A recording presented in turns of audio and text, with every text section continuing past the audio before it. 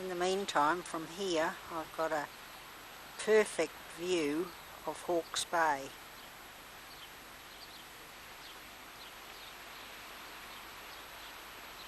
Virtually no surf running today at all. The sea's very flat, calm.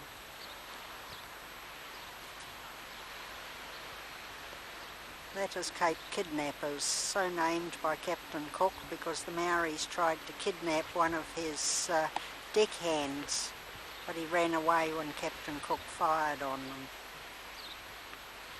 The last census in 81, there were about 46,000 breeding pairs of gannets in New Zealand. About 5,200 pairs are here. This bird colony is closed to the public from the 1st of July to October each year. This is so that the gannets can establish their nests and breed without being disturbed by visitors.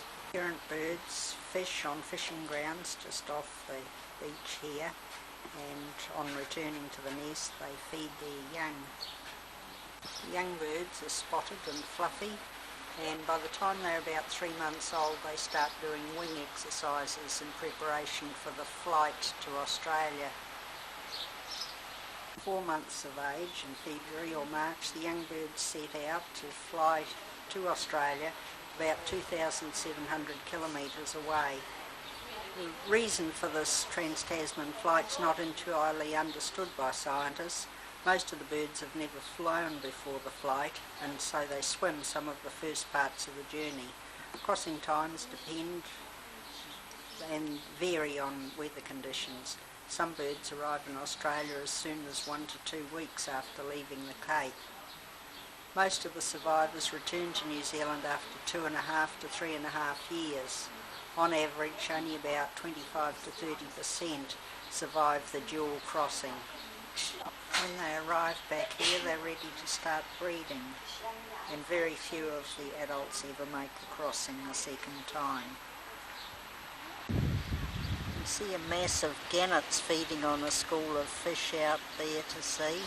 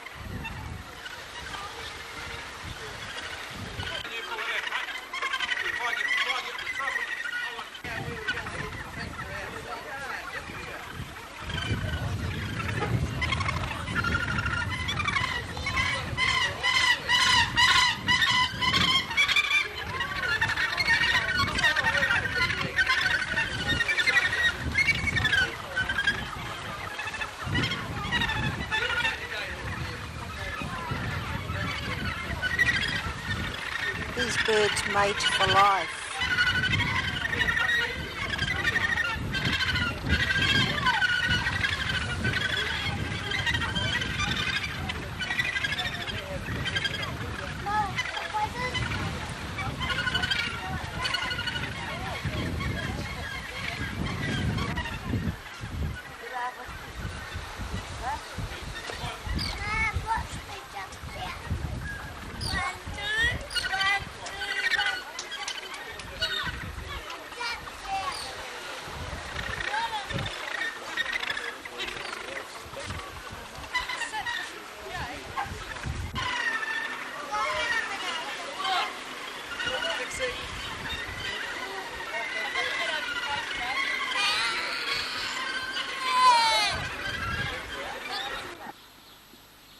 The motel that we stayed at in Hastings was rather unusual.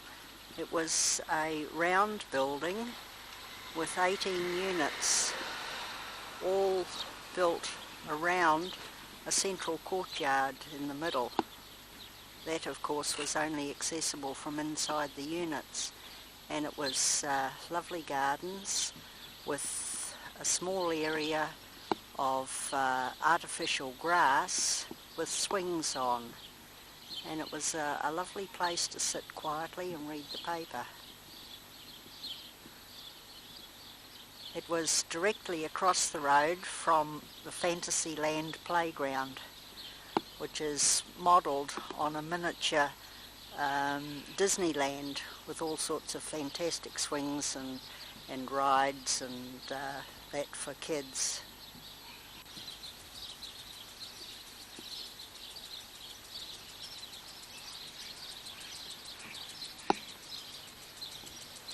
An elevated railway that goes around the top of the complex, which gives a great bird's eye view of what there is here. The gardens at the entrance, like the rest of Hastings, are really spectacular.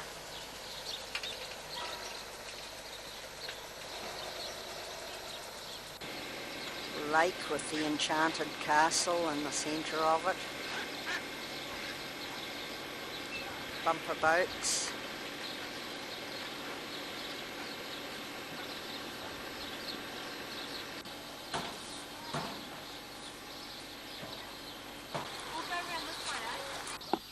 There are many other attractions here, but unfortunately we just don't have time to go for a walk through. There's fence-to-fence gardens here just out of Hastings. There's a field of potatoes.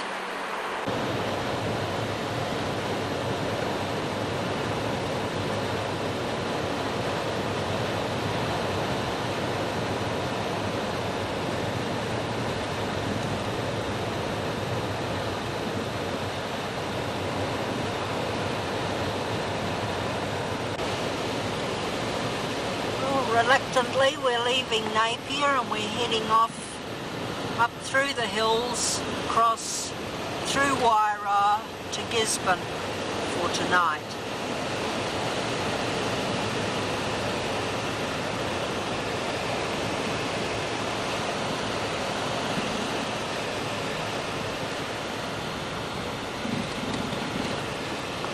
This road is fairly typical of the hill country roads.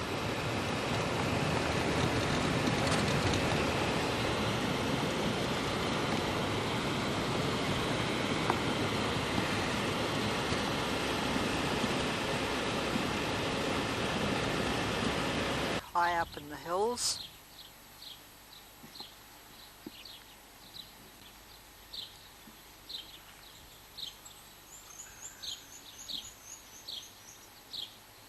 Somebody there having a swim. The station homestead high up there in the hills. Get a lovely view of the lake. Getting fairly close to Waioeka now, about 20 or 30 kilometres out I suppose, and this is the railway viaduct over the Mohaka River. Quite a pretty section of the highway.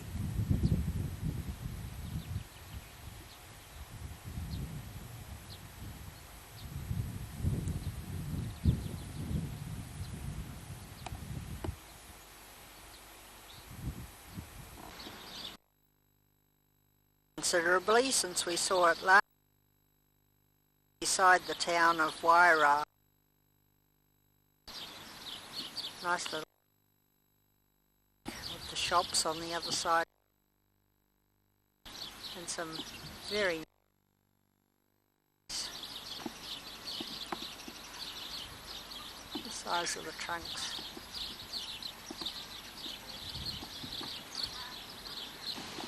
They've had to build a new bridge across the river here. The old one was swept in floods. A little bit of it was a much last one. Little lighthouses. New Zealand, it's been re-erected on higher ground since the flood. It used to be parkland. The top of the hill overlooking Poverty Bay.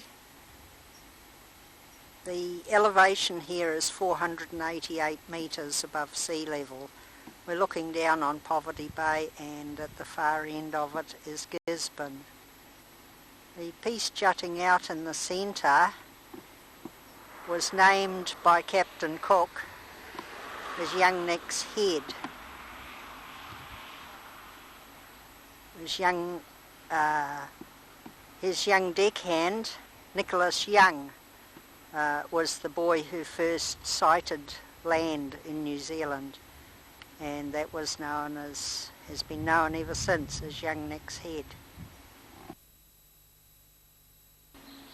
The motel that we stayed at in Gisborne was called Orange Grove Motels, and the grounds were all planted out in orange trees, lemon trees, various citrus. We had fish for tea last night, and I went out and picked a lemon to have with it. Well, we're down on the beach, Waioeka Beach at Gisborne, just to the side of the town. And that's Kaiti Hill in the background, where we'll go up and have a bird's eye view of the place shortly. It's not a big surf running. Some of the boys are sitting out there waiting for a wave. And the white cliffs in the distance there are Young Nick's Head, where Captain Cook's little 12-year-old deckhand, Nicholas Young, first sighted New Zealand. This was his first landing place in New Zealand. Big ocean from the top of Kaiti Hill.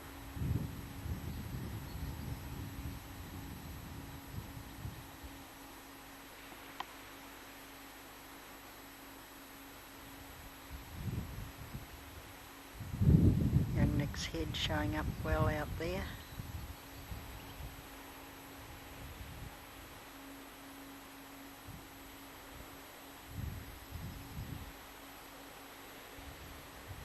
Down to Waioeka Beach.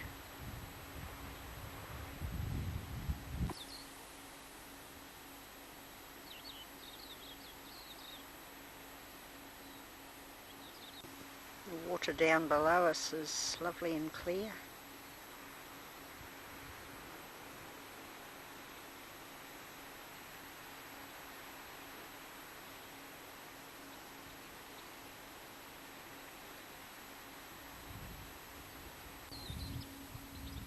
Very nasty little lump sticking out down there. In the sea. Yeah. One down there, a couple of birds on it, a little lump of black. Also up the top of the hill here is they've retained one of the old gun turrets from New Zealand's defence during the Second World War. Luckily they were never needed to be used. And right behind it there is the James Cook Observatory.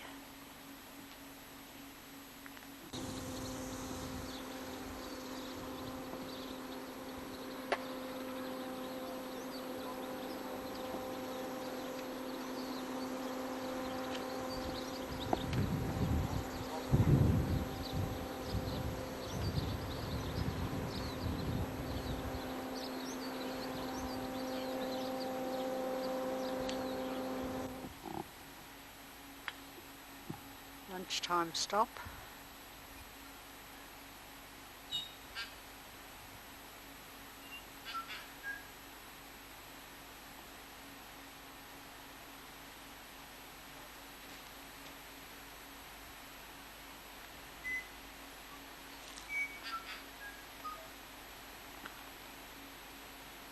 Can't see that tui, but you can hear it.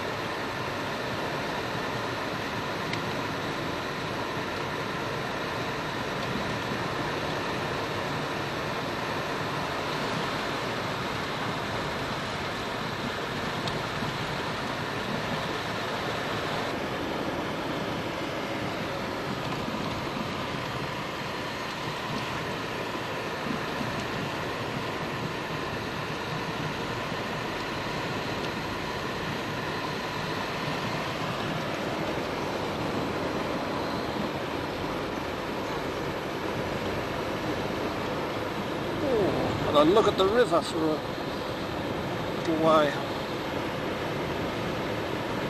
A bit more water, eh?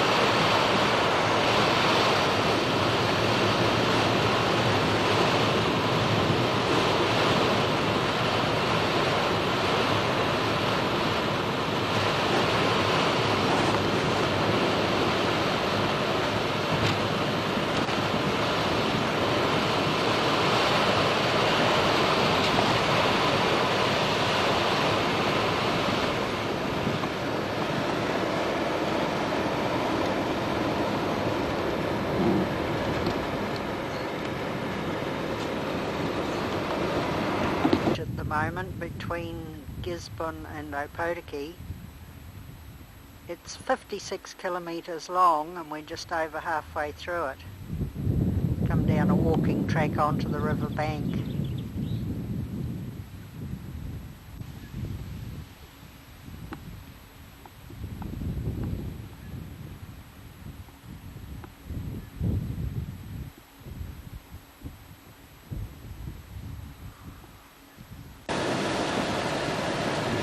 Signs at me. Yeah, getting empty.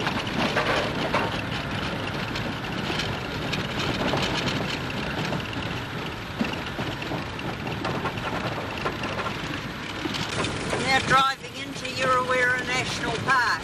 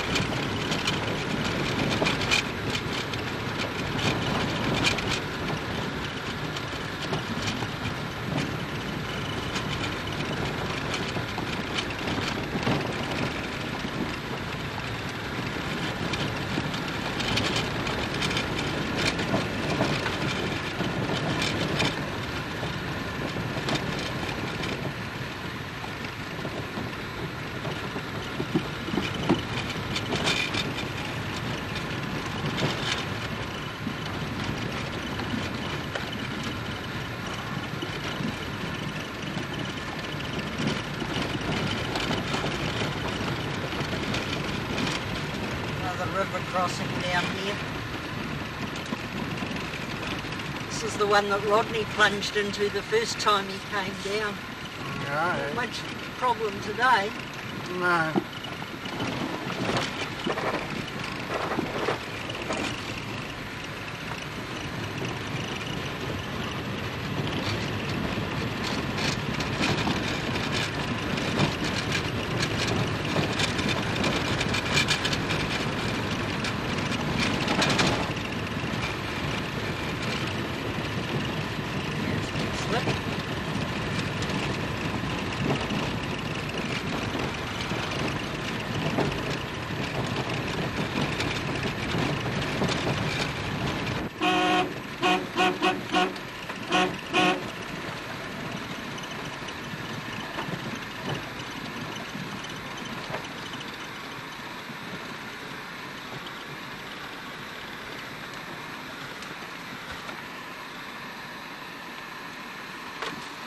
G'day. Howdy.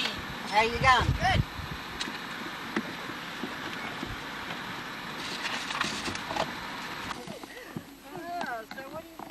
It's Sunday morning and we've come to the end of the road up the Waimana Valley and we're walking now up to Otepakawa Hut. We've already crossed the stream about 6 times and we'll keep on doing it all the way.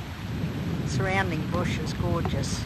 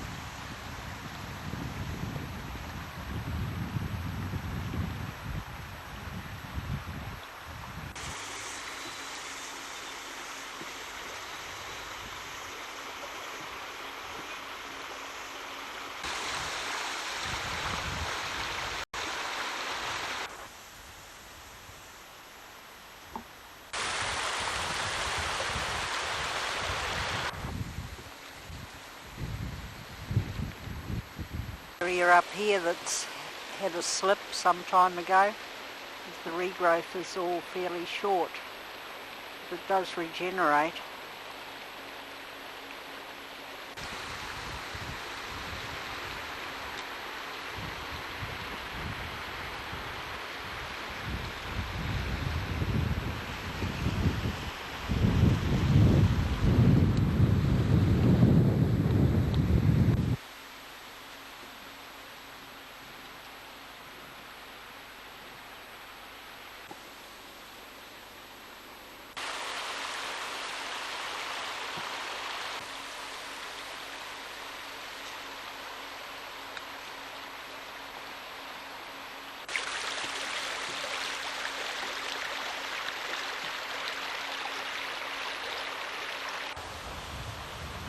Lovely deep pool there.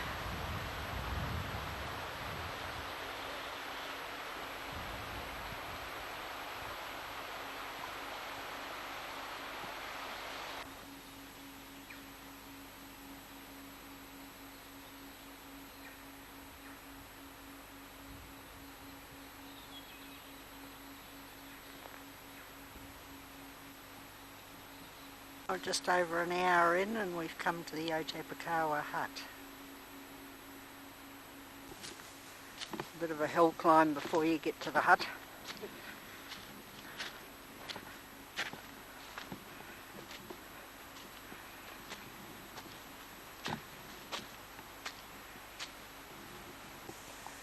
There's tall timber up here too.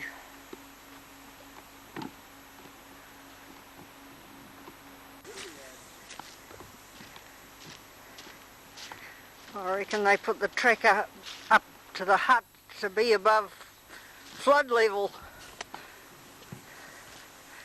Flat all the way and then you got a hill climb at the end.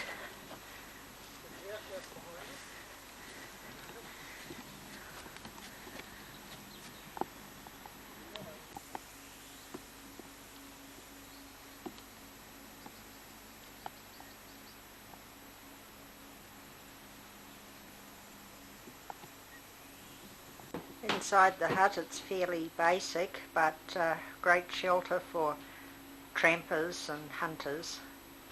A big fireplace there and bunk type beds with foam mattresses. On the walk back now, and here's a little waterfall that I missed on the way up.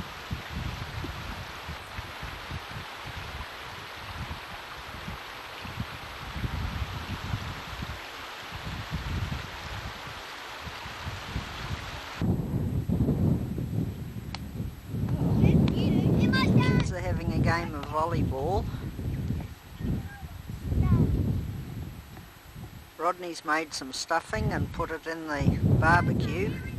He's got a special lid for the barbecue which cook roast meals. We had roast leg of mutton last night and it was beautiful. Alec's resting his weary bones after the walk.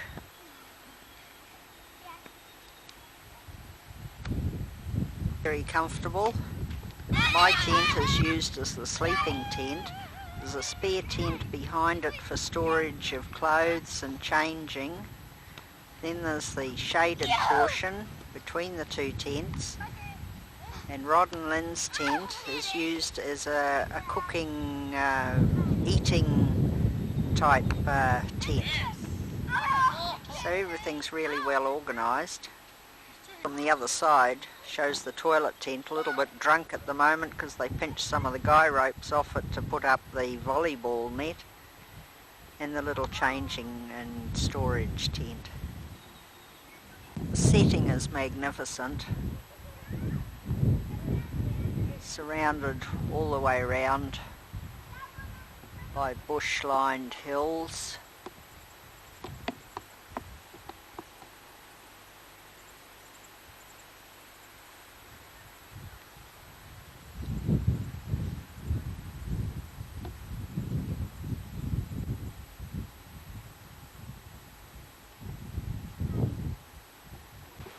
Just below the campsite, you go down the bank to the swimming hole.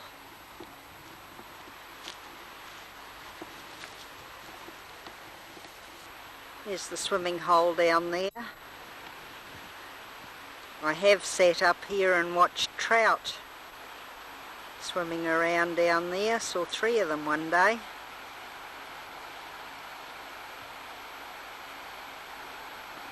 There's a really deep pool just down here that they can dive into. It goes down about 16 feet, they reckon.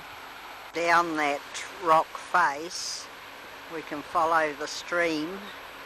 Comes around the bend there, down here, into this deep pool I was talking about. Follows on around in front of the rocks. It's quite deep out through there. And then it very quickly becomes very shallow, only about, ankle deep along there for a while, and follows on its way downstream.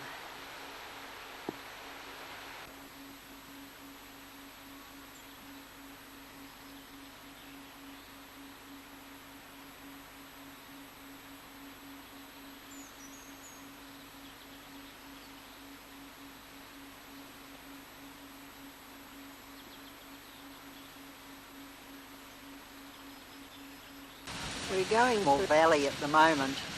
I wasn't intending to video today because it's pretty wet, but here goes Pahuta Geyser really doing its thing.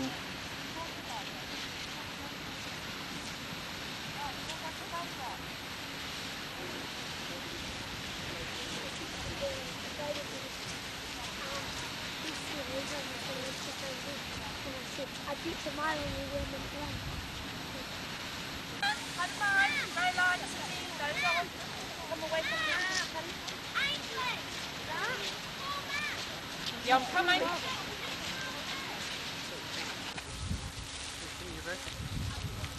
The pool down there is used for bathing. It's the runoff from the geysers, and by the time it gets there it's about 35 degrees Celsius.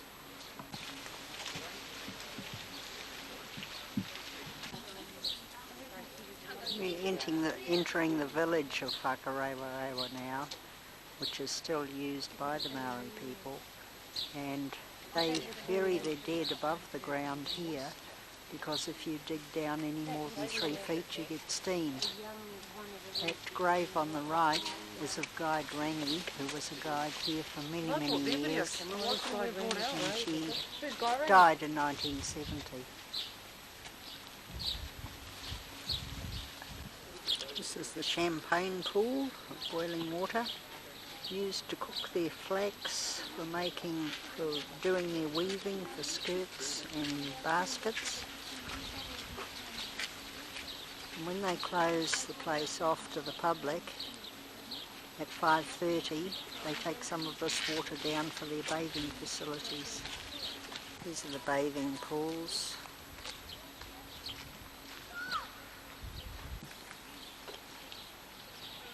A steam box for cooking of their food, they all share them. Wherever you look, there's hot mud, water, or just steaming ground.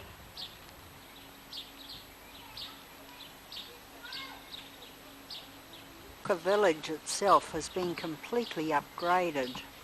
All the housing has been replaced by modern housing, and a room in each house is devoted to showing the public some form of the way they lived. I got confused because we come around the wrong way to me. Are we going up again, Mum?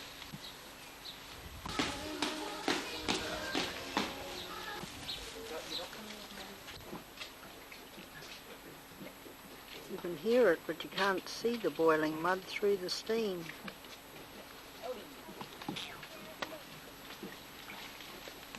We've seen this.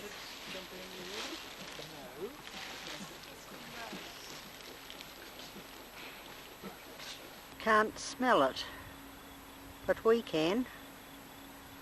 It's clearing out my sinuses beautifully, but you want to see the look on Kimberly's face.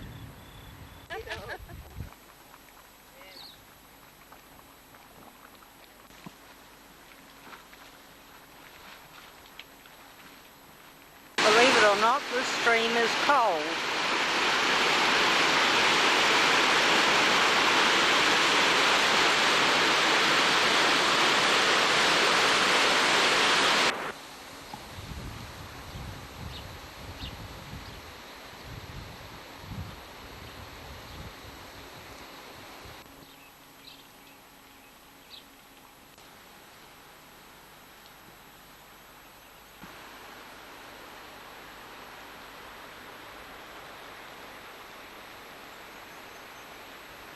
We've now entered the model pa area, the entrance gates over there.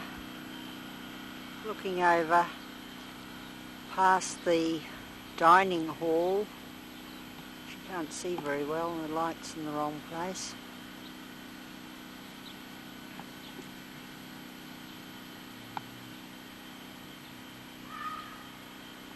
The storehouse, or paraka, where they stored all their food. The meeting house.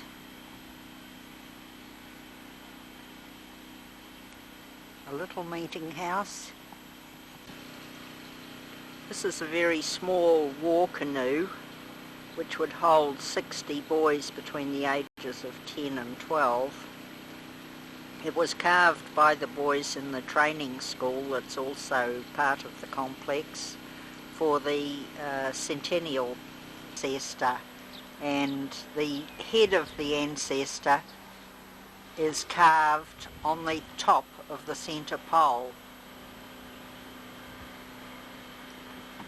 The carved diagonals coming down from the peak of the roof are the arms.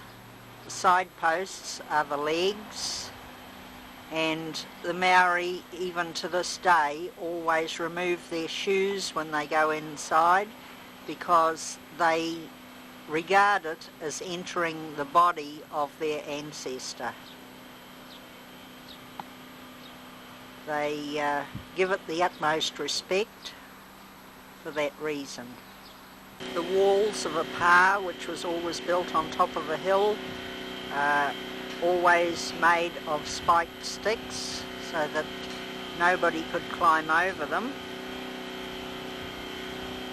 And just inside the walls there is a deep trench, so that if anyone did try, they would fall into the deep trench and they would be killed while trying to climb up over that little wall before they got inside the pa. Here we see some traditional living quarters that they used to have pre-European times. Carved food house. Then, as now, the Maori worships food, and nothing is too good for the place where it is stored. Inside the Arts and Crafts Centre there are quite a few examples of the intricate carving. And this is the area where the trainees are taught the art.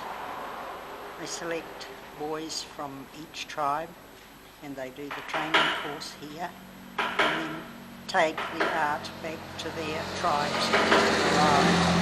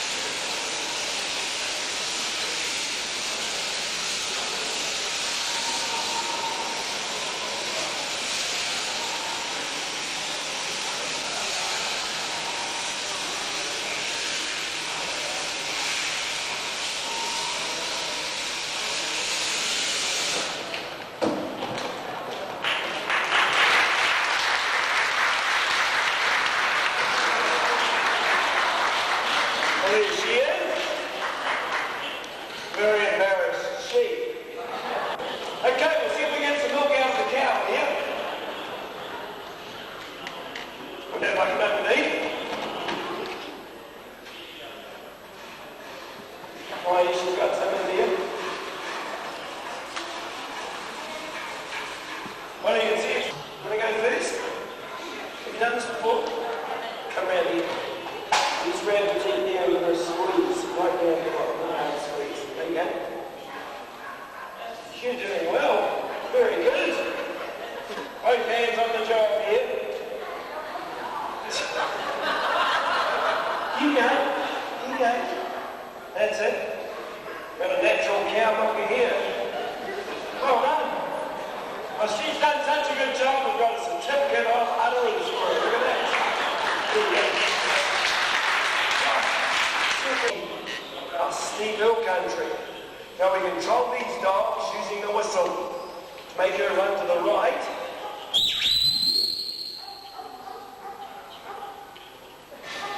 Well, that didn't work very well, did it? Right, let's go to the left.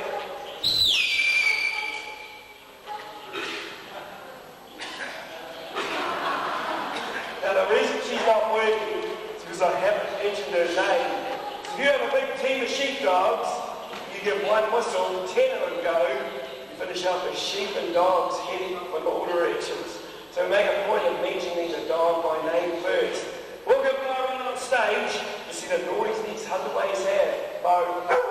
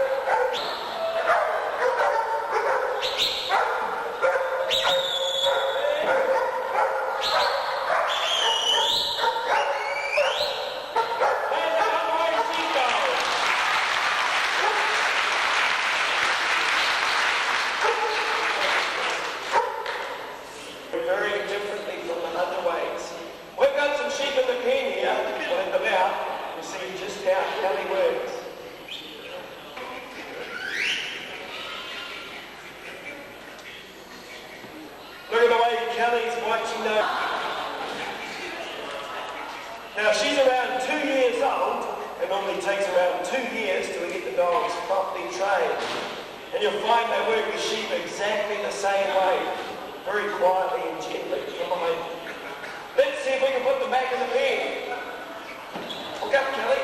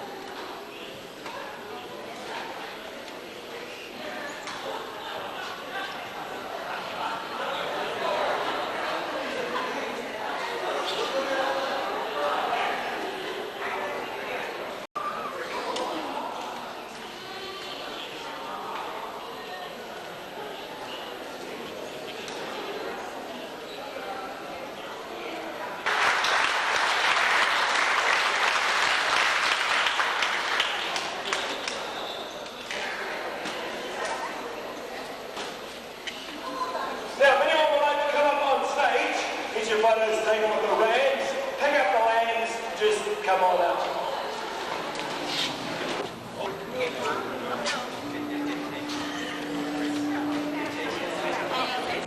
Turn the sheep around. Oh, Nikki, get out of the way, please.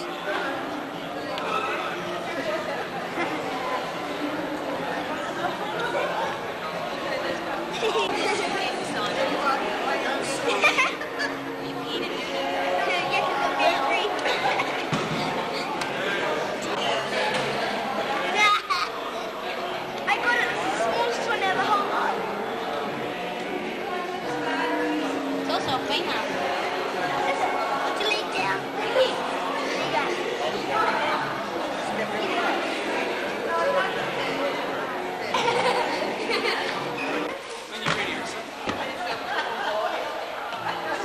Has this been well? go.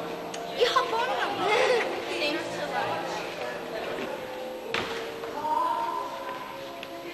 Jimmy really loved the show. She really got into it.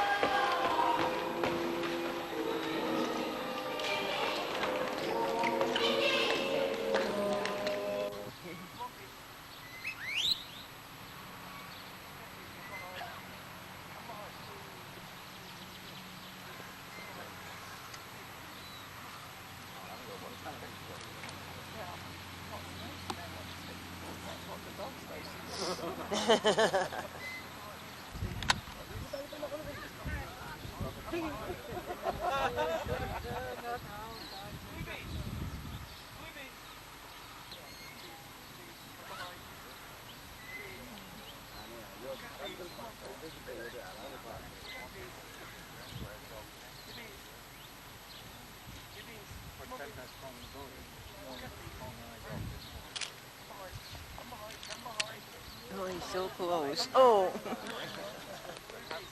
This one's not going to come through. He's not coming this way. That'll be quick enough to get round.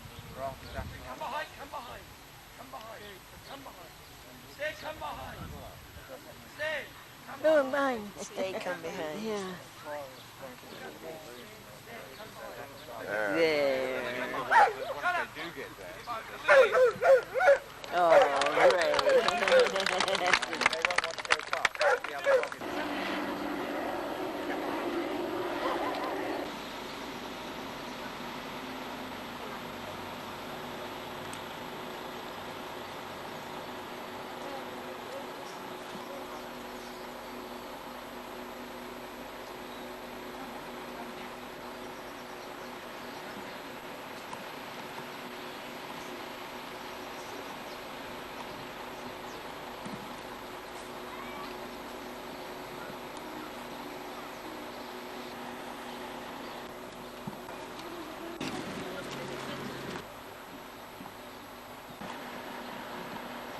Here's a display of a moa family.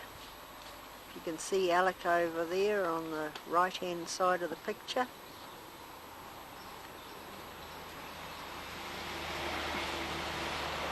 They grew up to 16 feet in height. Kiwi, and behind it a moa chick.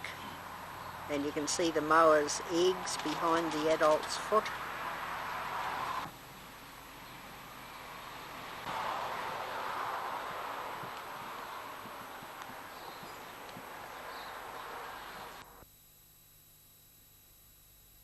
Out Rainbow Springs, where they have approximately 6,000 trout.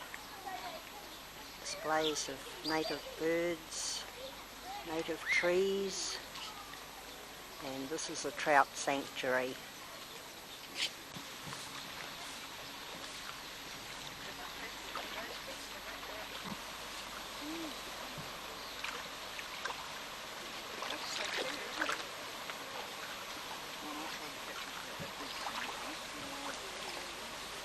Trying to get one swimming over the mirror so you can see the colour of the underside.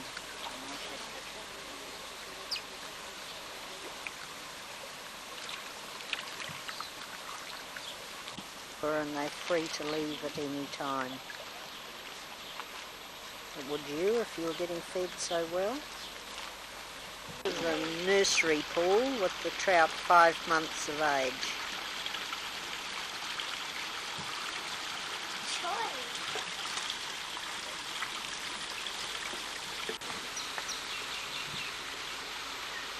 Very pleasant walk through Rainbow Springs.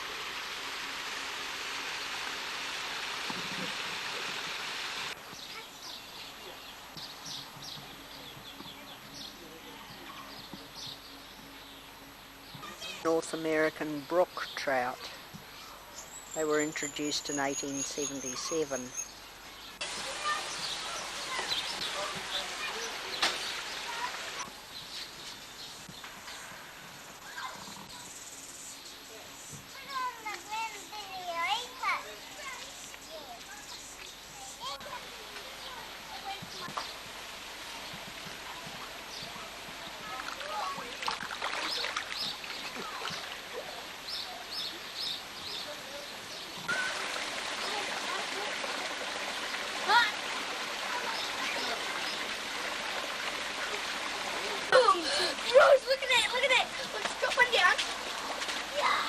Joe, come in. Get down with us. Ouch, ouch, ouch, ouch. See, look, he chose the grab it. Look at this. Look at that one. Ooh. Look, and they go when you do it. Do this one, Mickey. This is half-inch thick plate glass and it does not magnify. You. Go on, Bruce, back on the bum.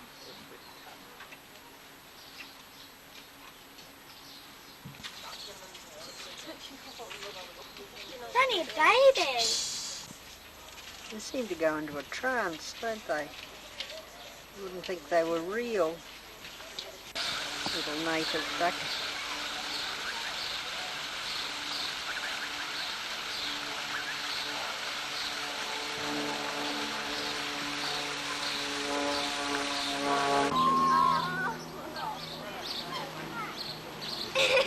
Somebody keep the camera.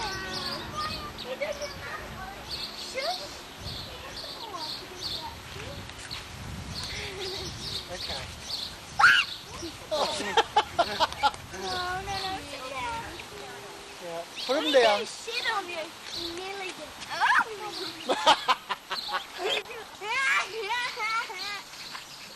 Rod, move a little. Ah. You're not reindeer.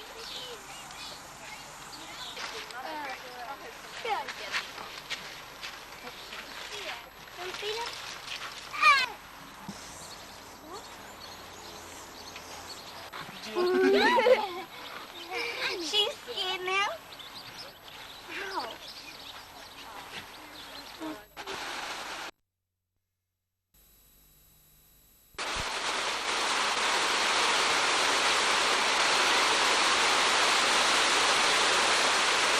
Water in this pool flows from a natural spring at the rate of 5 million gallons a day. The temperature is 12 degrees centigrade. Fish are wild brown and rainbow trout from Lake Rotorua.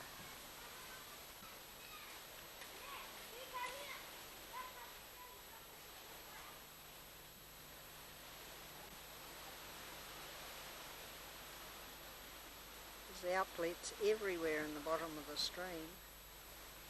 You can see for at least 15 or 16, probably a lot more.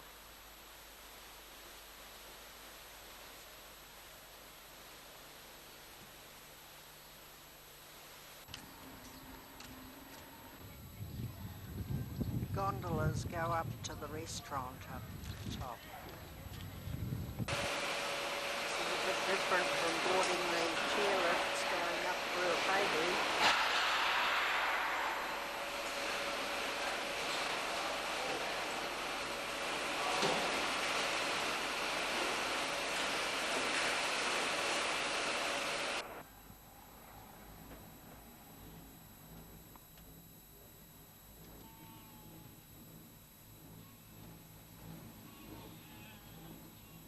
We had lunch in a licensed restaurant.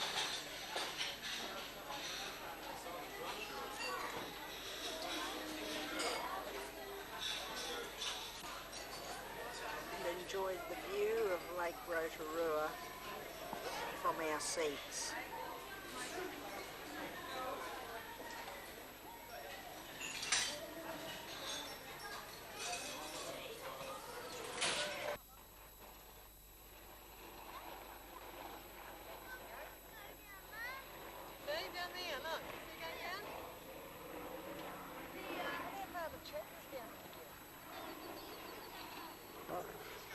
Alec reckons he rides in cars all the time, so he's not going down the luge, but he is going to go down on the Flying Fox. Watching intently as the others go on, just to stand on the scales. Getting his instructions.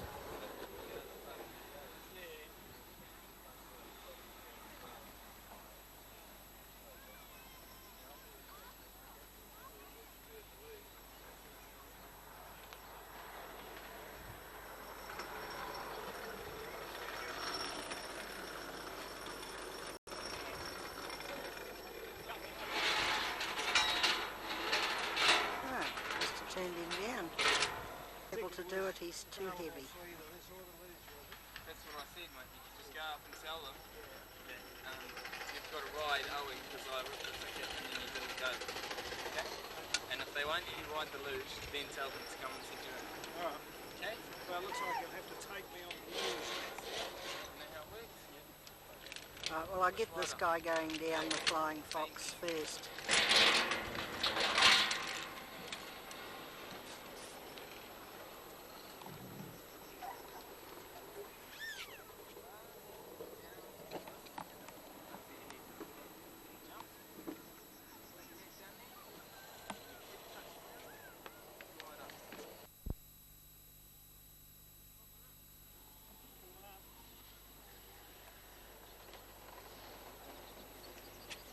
There, he's down the first part of it. There's 5 sections that go down to the bottom. Wasn't accepted on the Flying Fox, he's going to have a go at the luge. There he goes, I nearly missed him.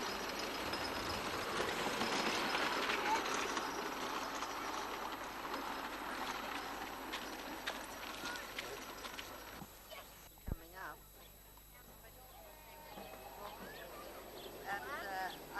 Trying to wave to him, get him to give me a wave.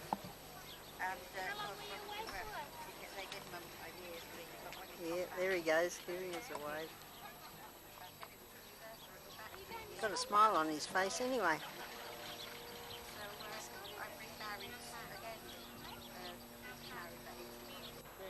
Here comes Rodney and Daniel. Chris is ahead of them.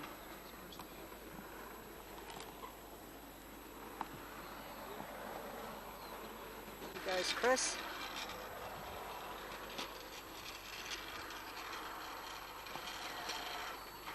Rodney and Daniel.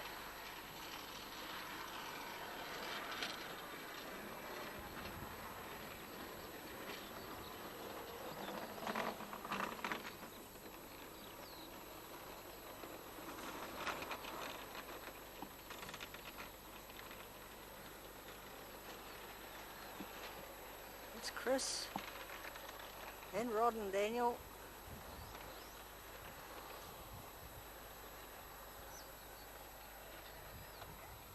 It's a kilometre long, this track, and they get the chairlift back up to the top again.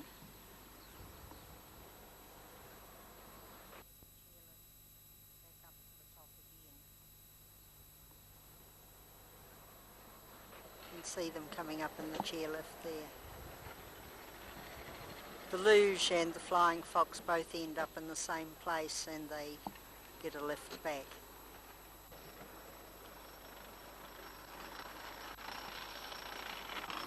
There she goes.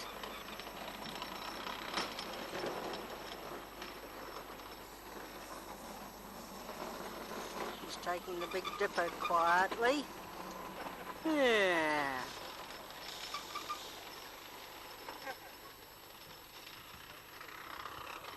She's going up the fast track. And she stopped.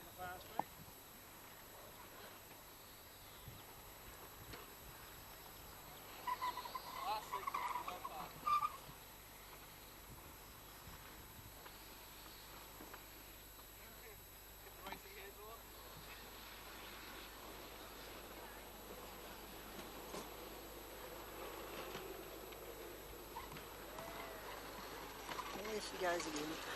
No?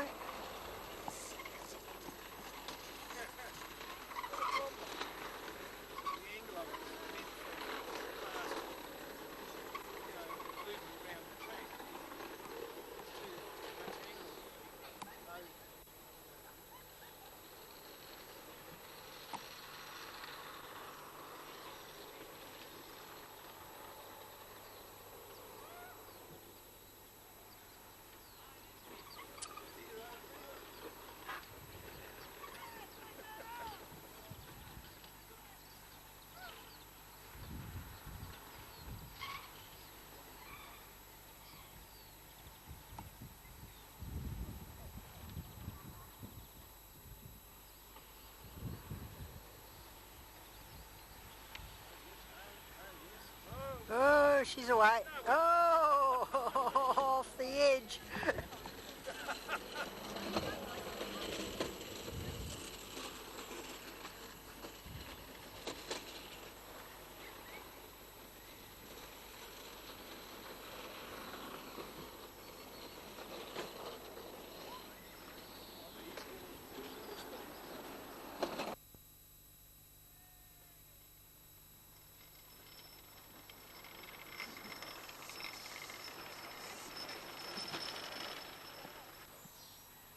Well, here we are out by Lake Tauranga, the buried village, Te Wairau. This village was completely buried by the great eruption of Mount Tauranga in 1886. About that time it was visited by thousands of tourists annually, being the principal tourist resort of New Zealand and the starting point for trips to the wonderful pink and white terraces. The total area was covered by ash and mud.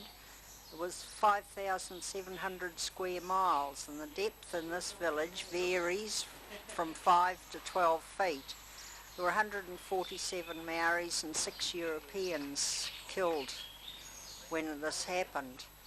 The Maori wharis, or huts, have been excavated through the ash and mud to the original floor level, and there can be seen contents exactly as they were buried in 1886.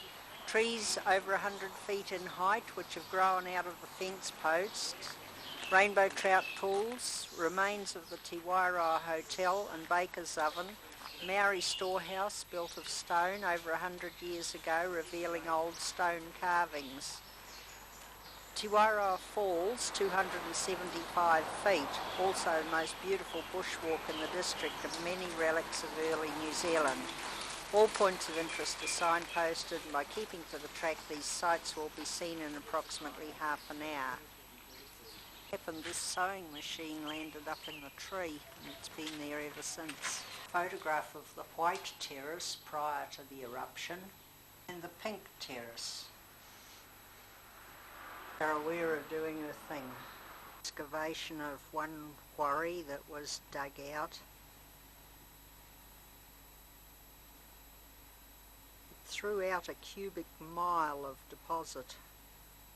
How much had to be dug away to expose it.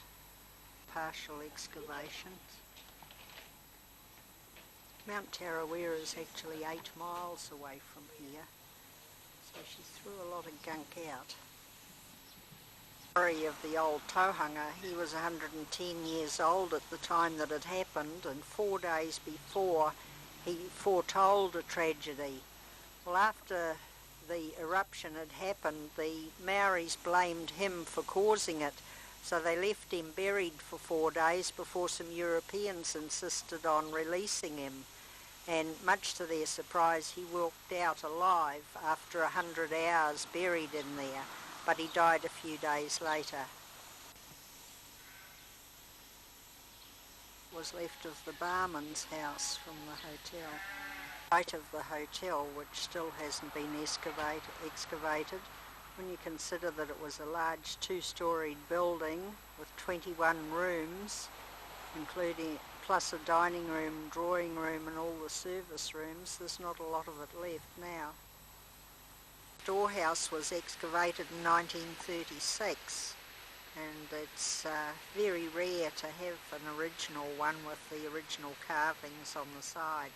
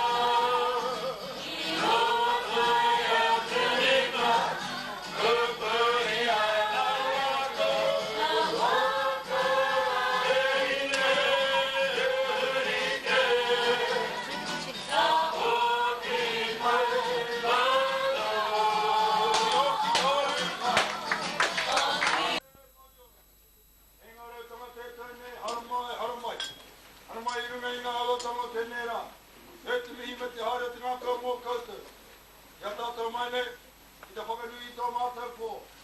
A koe tino, rina mi kia koutou, no reira tēnā koutou, kia ora tātou katoa kaui. E whare, ki tātā te ao mārama tūka. Ki apu taki, ka whanga whamanui, ka rangi ngā pāpā.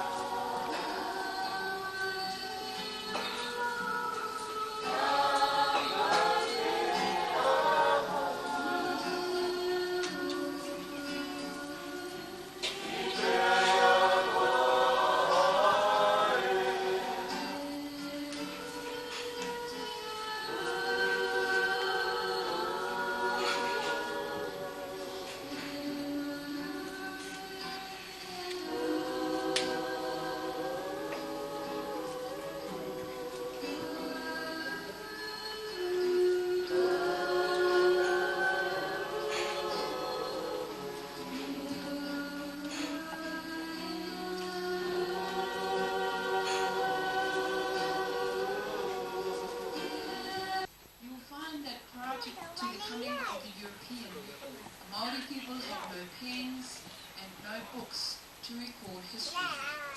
Our history has been passed down from generation to generation, first of all by word of mouth, in the songs, in the chants that we sing, and the speeches that our orators give. Also in a lot of the craft work. For example, the carvings that you see adorning the walls around you. Each one of those carvings has a story to tell, and each carving is different from the other.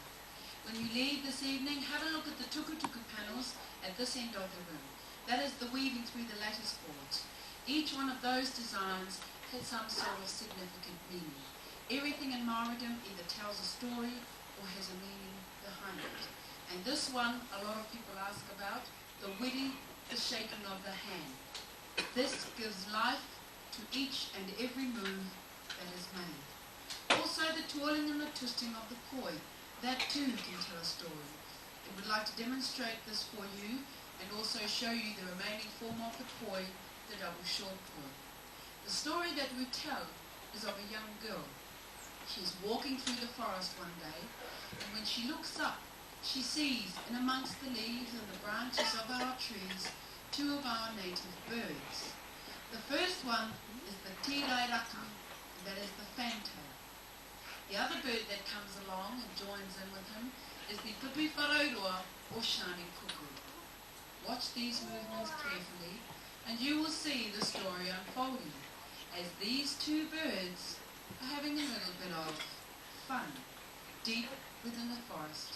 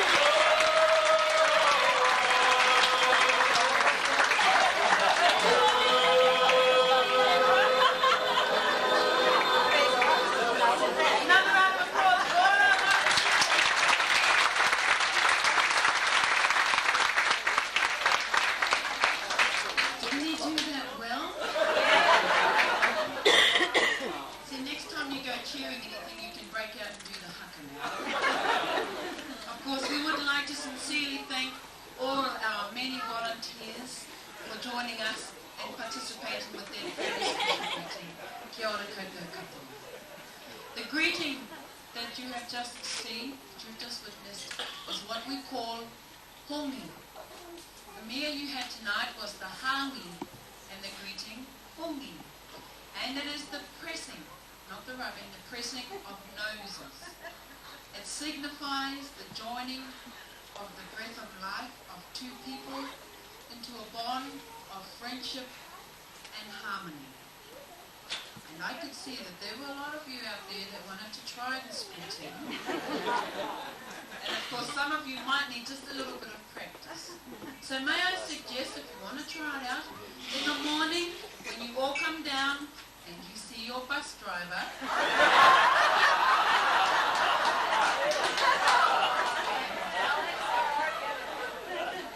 or perhaps when you return home and you bump into the next door neighbour, the milkman, the gardener, or the postie, just go up to the person you are greeting, you shake their hand, and you say to them, kia ora, and then you press noses gently twice. And I guarantee that you two are bound to make a lasting impression.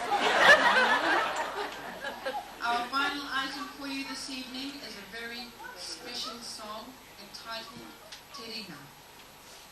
Special because it can relate to people and cultures all around the world. This song tells of a young Māori girl, and her name is Te Ringa. It tells of the fears, the hopes, the aspirations that her parents, and in particular her grandparents, have for her as she is growing up in this, a very modern and a very complicated day and age. We dedicate our song to all the children that we have in our audience tonight, and we would like to feature during this song the fine voice of Piripi.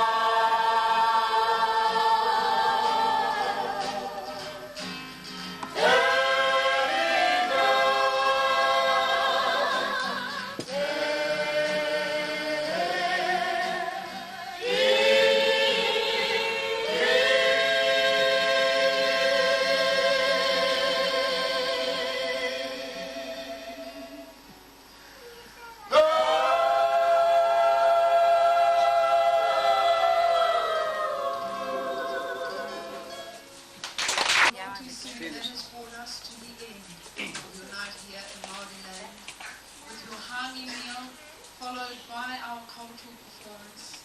We do hope that you have all enjoyed your night here as much as we have thoroughly enjoyed performing for you. As it was flavoured, I can assure you, with warmth and sincerity. Enjoy the rest of your stay here in our beautiful country, and we do hope that you get to meet a lot more of the friendly people of New Zealand. We wish you Godspeed and a safe journey to your respective homes. And of course, most of all, we do hope that all your photographs will turn out for you as well. Ka wharata maringo, ke whakapapapau na mo te moana. Kia tere na kārohirohi I mua I tau warawhita. May the calm be widespread. May the seas glisten like our windstone. And may the shimmer of sunlight ever cross your pathways in life, now and always. Haere me hoki mai anō. Good night, ladies and gentlemen, until we meet again.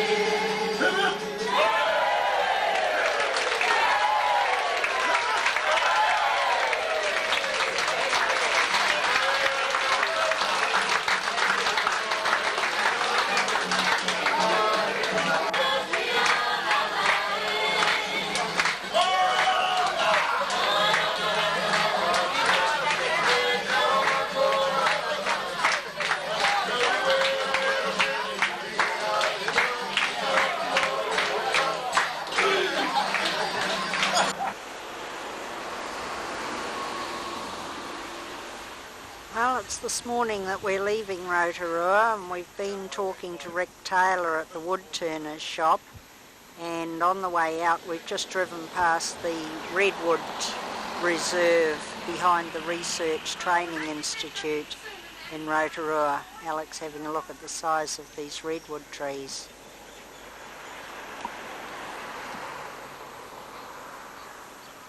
Beautiful walk through the forest here, which unfortunately we don't have time to do. but what you can see from the entrance is probably just what you'll see on the way through.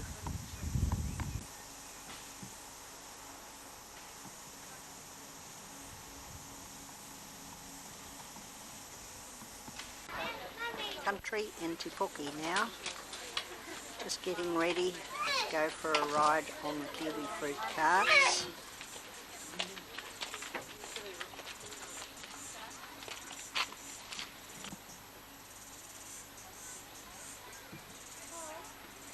The scenic dam and lake with a scale map of New Zealand and the magnificent air suspended taps. On our left we have the Nashi or Asian pear, but only recently become a lucrative export crop for New Zealand.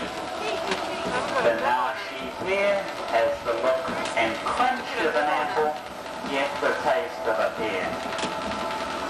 On our right now, male, which doesn't bear any fruit and is only used for cross-pollination purposes. On this orchard we have one male plant to 6 females.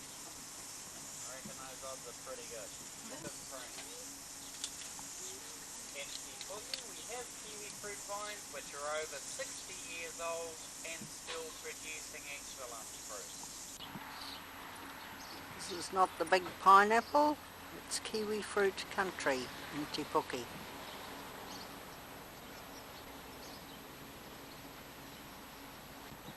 Well, we've arrived in Tauranga and we're up at the Rose Gardens now.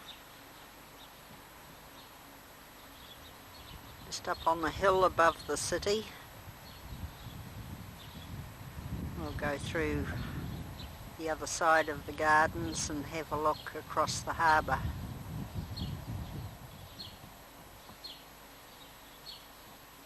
From here you can get a view of the Tauranga Harbour Bridge, which has been open about 4 years, I suppose. Goes across to Mount Maunganui, and then above the top of this horrible harbour board shed you can see the rest of the Tauranga Harbour, which runs right along the side of the town.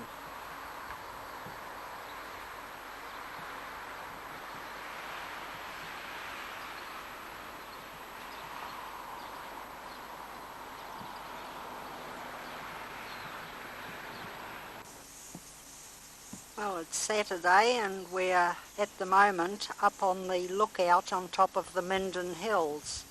We've just visited Beryl and seen her orchards and orchid houses, and we've come up to the lookout. It's fined up a bit. It's been raining all morning, all day yesterday, and we're surveying this end of the Bay of Plenty.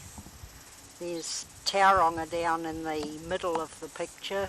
You wouldn't be able to pick out the built-up area. The inner reaches of the harbour with Welcome Bay in the background.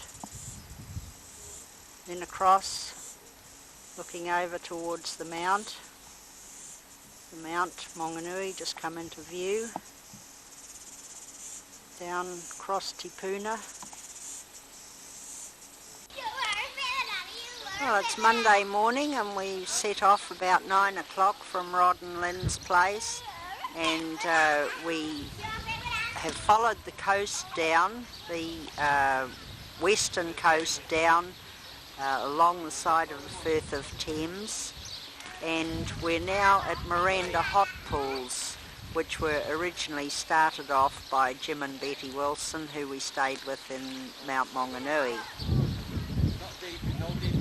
They discovered that there was hot water here and there was a basic outline of a pool, but they physically concreted the bottom of it and did all this work. They put up all these buildings, started off the barbecue area, which is over where I first started filming, put in the really hot pools down at the end of this large pool, which incidentally is the largest hot water mineral pool in the southern hemisphere. and then they put in the barbecue area all along under these trees. Over to the side of the pool is a nice picnic area with the birds twittering away.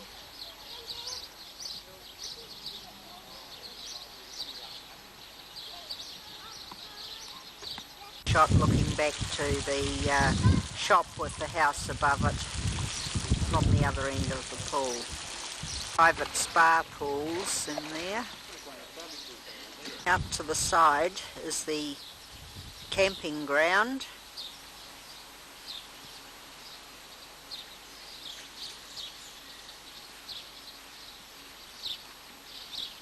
And some cabins and units in this building.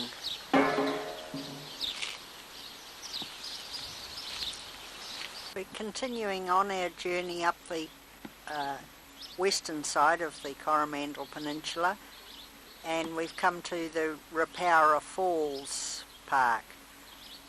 This is a private estate developed and designed following our understanding of the law of nature.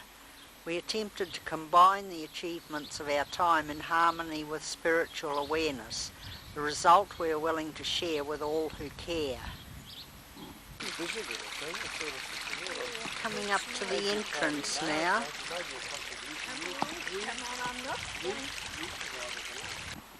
Subscribe to my philosophy. The perfect garden is a well-kept wilderness. Decent-sized goldfish.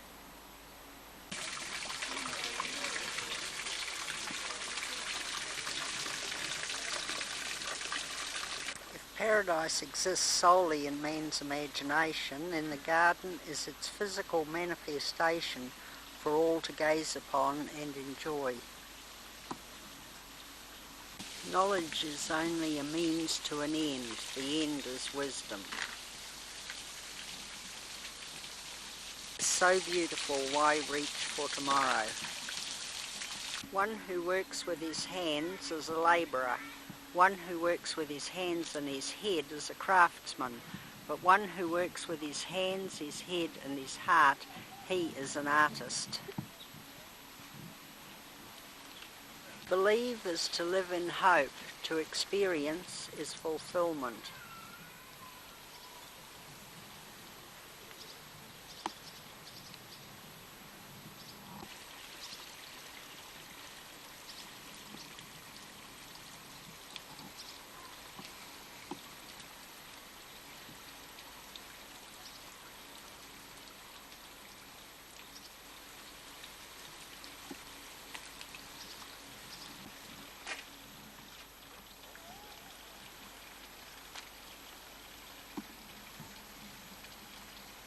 Right over the middle.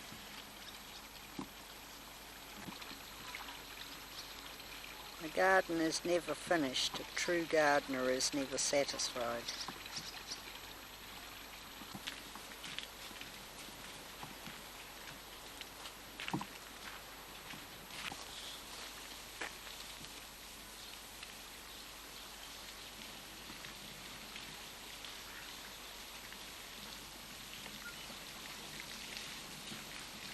Land and man.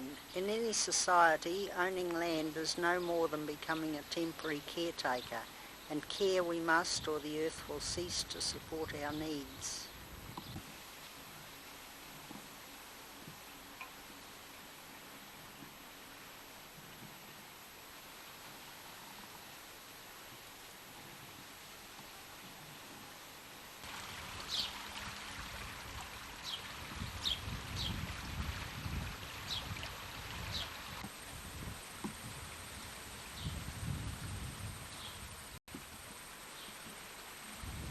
This is rather a unique idea for a vegetable garden. If I was up higher I could get a better picture of it.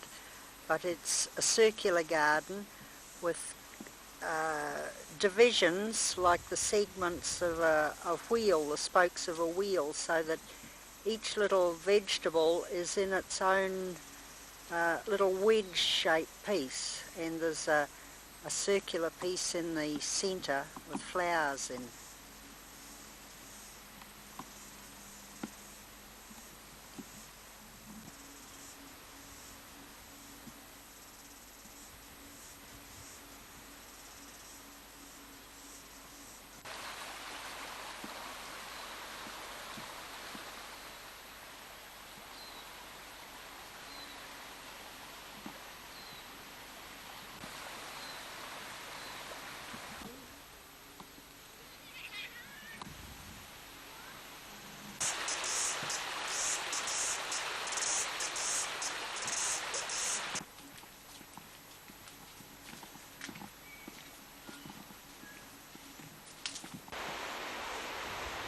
climbing further up the valley towards a waterfall.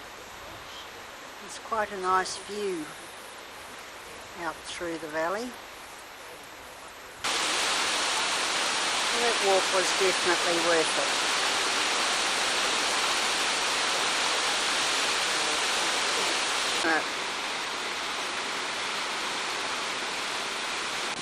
Alec was climbing around getting vantage points for photographs.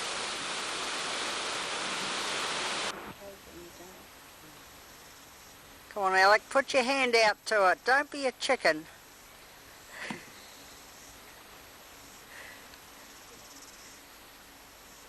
Last little pearl of wisdom before we leave. Throw your coin into the well. Give a thought to a flower. Then your wish may come true, helped by nature's spiritual power. Don't look for the smallest coin in exchange for your greatest wish.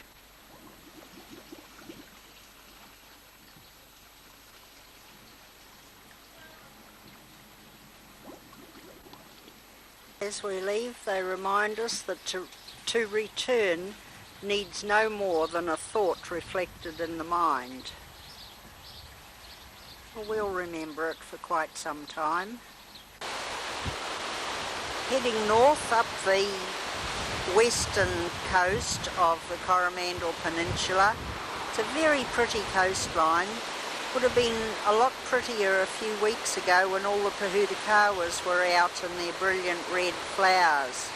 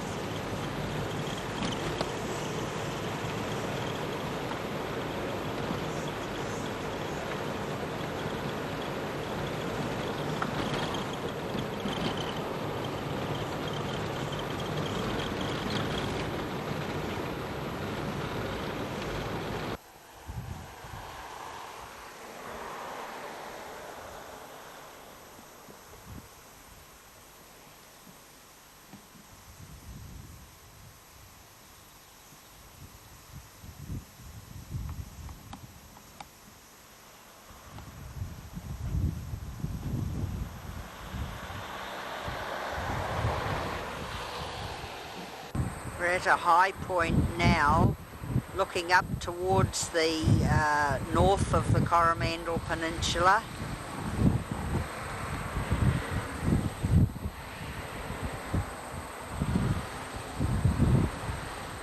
Beyond those islands you can see the highest point way in the distance. Just above that peak of that island, that is the Mount Mauhau, 892 metres high, and that's very close to the northern tip of the peninsula. Out the other direction is Little Barrier Island in the distance, and just down below us there's a very pleasant little private beach. Well, we settled into our motel and had a swim and a rest and some dinner, and now we're out for a drive. We're at Waioeka Bay, and it's a very tranquil little spot.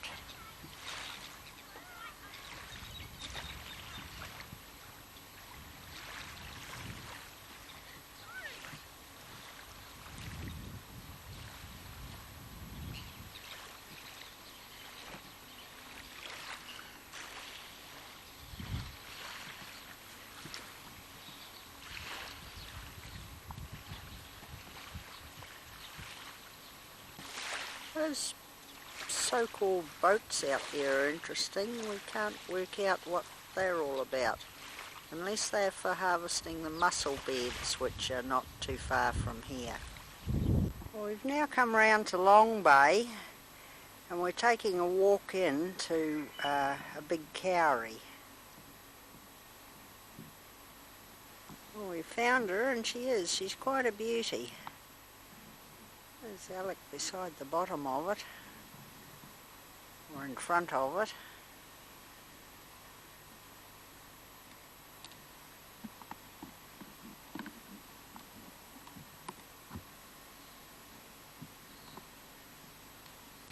I'd say it'd be about 10 feet in diameter, this one.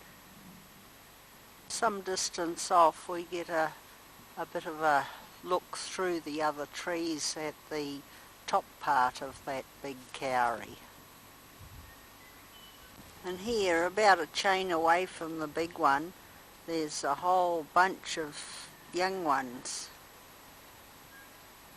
Dozens of them.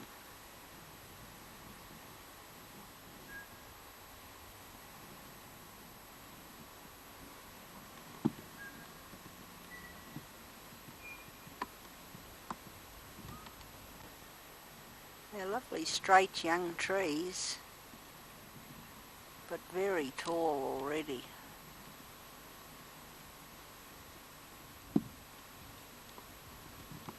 It's a lovely sunny morning this morning, and we're just leaving Coromandel, where we spent the night. We've come up to the old Stamper battery, which is the oldest one in New Zealand, still on its original site. But unfortunately it's not operating.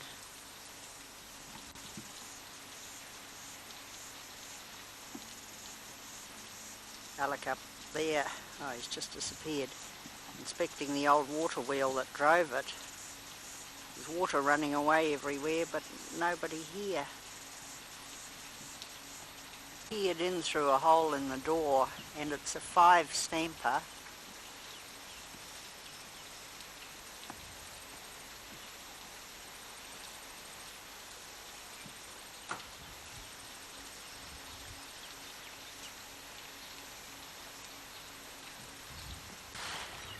Just travelling quietly up the coast, you come to lots of little bays.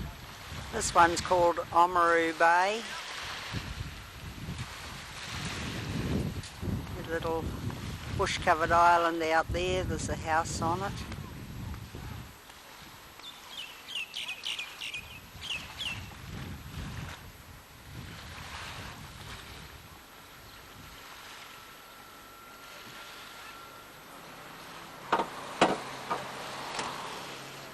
Unfortunately, most of the Pohutakawas are finished. This area is known as the Pohutakawa Coast, and a few weeks ago it would have been absolutely glorious because there's Pohutakawa trees everywhere overhanging the cliffs down to the sea. See this one down the bottom of the picture?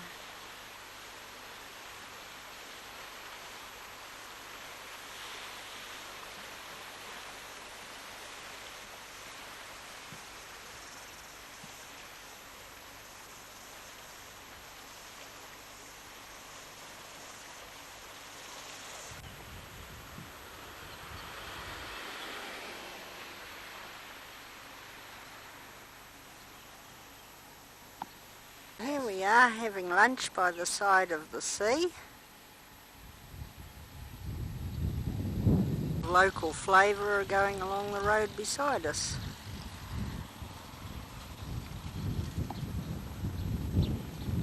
She's a beauty, or he's a beauty.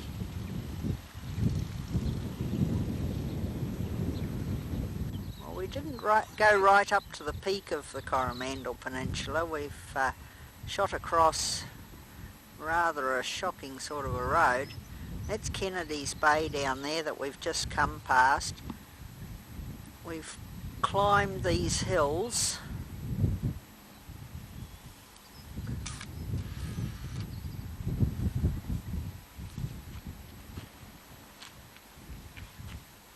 And then there's the other coast.